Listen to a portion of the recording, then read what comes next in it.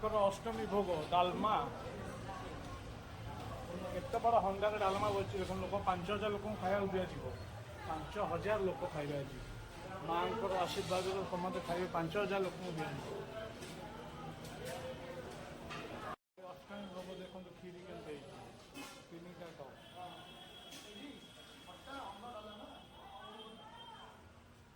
Top କ୍ଷୀରି 5,000 ଲୋକ ଖାଇବେ।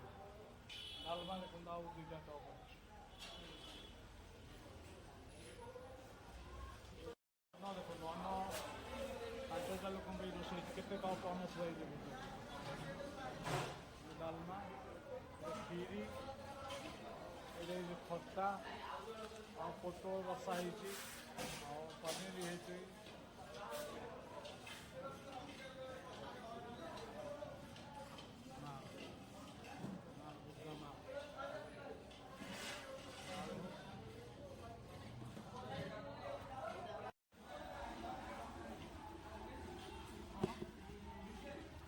ଆଳୁ ପୋଟଳ ପନିର